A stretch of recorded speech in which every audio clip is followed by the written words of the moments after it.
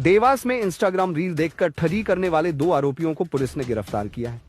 जानकारी के मुताबिक ददईशा पिपल्या निवासी दीपक वर्मा और उसकी एक महिला साथी ने इंस्टाग्राम रील से फर्जी ऑनलाइन पेमेंट करने का तरीका सीखा। दोनों ने देवास की एक ज्वेलरी दुकान में फर्जी पेमेंट का स्क्रीनशॉट दिखाकर गहने लिए। इसके बाद एक इलेक्ट्रॉनिक्स दुकान से एलईडी टीवी भी खरीद लिया, लेकिन दुकानदारों के खातों से में पेमेंट नहीं आया। दुकानदारों की शिकायत के बाद पुलिस ने सीसीटीवी फुटेज खंगाले, जिसमें दोनों के चेहरे साफ दिखे।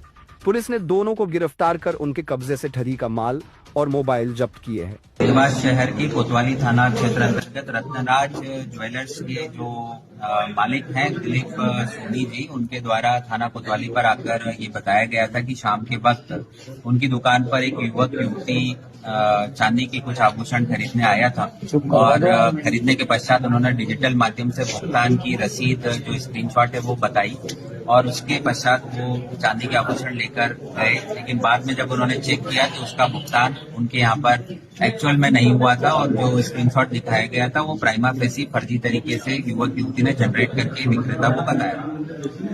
जब पुलिस इसकी तस्दीक कर रही थी तभी ये बात नॉलेज में आई कि नोवेल्टी मार्केट में ही एक और इलेक्ट्रॉनिक शॉप की दुकान है जहां से एलईडी टीवी का परचेस इसी युवक युवती ने किया है और वहां पर भी सेम मोडस ऑपरेंडी के जरिए एक फर्जी स्क्रीनशॉट पेमेंट का दिखाकर वो एलईडी टीवी लेकर गए।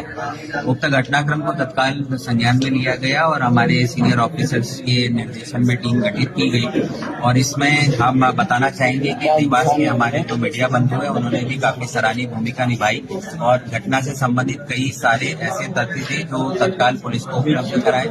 उसी के साथ जो हमारे सीसीटीवी फुटेज का नेटवर्क है उसमें भी उक्त दंपति जो था युवक युवती जो थे वो एक दोपहिया वाहन से आते और जाते दिखे, जिनके आधार पर पुलिस ने फाइनली दोनों को राउंड अप किया है और जो दोनों घटनाओं में चांदी के आभूषण और एलईडी टीवी की परचेस इन्होंने धोखाधड़ी करते हुए की थी उनको पुलिस ने बरामद भी किया है। सर कितने की राशि थी सर सोने की दुकान पर एलईडी की? ये करीब 40,000 के आसपास का कुल संपत्ति थी जो दोनों दुकानों से स्वर्ण चांदी के आभूषण और एलईडी टीवी दोनों। ठीक है सर, दोनों में संबंध क्या था?